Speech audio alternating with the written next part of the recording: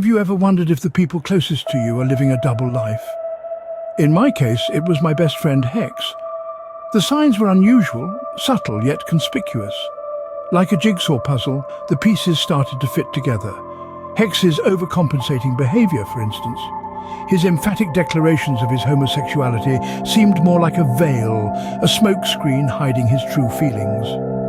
Then there was his excessive interest in my personal life.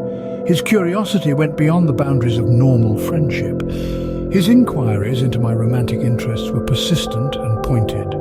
His reactions too were unusual, a mix of jealousy and disappointment whenever I started dating someone new. Supporting these observations are certain psychological theories. Freud's concept of reaction formation, for instance, suggests that people often express feelings that are the opposite of their true ones. Could these signs suggest that Hex is not, in fact, gay as he claims to be, but rather straight and in love with me? There's more to the story, hidden clues that paint a different picture. Let's dive deeper into the subtle hints that Hex has been dropping, possibly without even realizing it himself. Start with the coded language. You know how friends have their own lingo, right? But with Hex it's different. He uses words and phrases that are more intimate, more personal. It's like he's trying to convey something more, something that he can't express directly. And then there's his body language. Experts say that the way we position our bodies can reveal our unspoken feelings. Well, Hex's body language around me is intriguing. He leans in when I'm talking, maintains eye contact longer than usual and touches his face often. All signs that, according to psychologists, indicate attraction. He also mirrors my movements, a classic sign of rapport and connection. If I cross my legs, he does too. If I laugh, he'll laugh along. This mimicry, experts say, is an unconscious sign of empathy, of wanting to connect on a deeper level. There's also his subtle preference for my company. Even in a group, Hex gravitates towards me. He always sits next to me, always includes me in his conversations. When it's time to leave, he always offers to walk me home. And let's not forget his excessive generosity. He's always there to lend me a hand, to offer me support. He's the first one to celebrate my victories and the last one to leave when I'm down. But the most telling clue? His eyes. They say the eyes are the windows to the soul.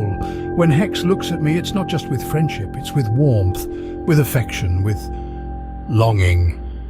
When you look at these clues, doesn't it seem like Hex's feelings for me are more than just friendship? But what if Hex himself has unconsciously confessed his feelings?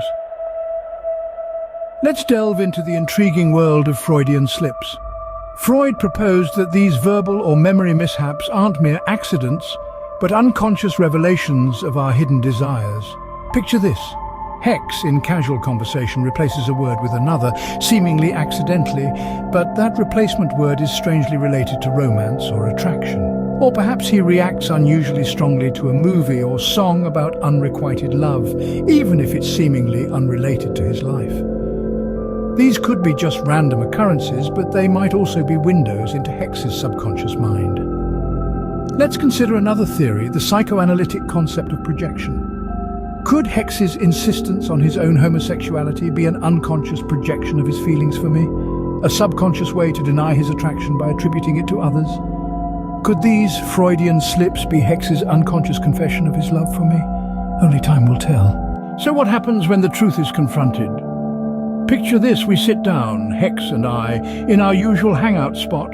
I lay out the signs, the clues, his unconscious confession. How would he react? Hex, being the open-minded and accepting person he is, might not even flinch at first. He might laugh it off, dismiss it as a wild theory, but there's a chance that he might fall silent, his eyes darting away in thought. He's always been a thinker, you see.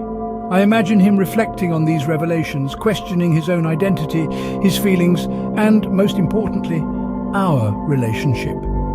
There could be denial, surprise, or even acceptance.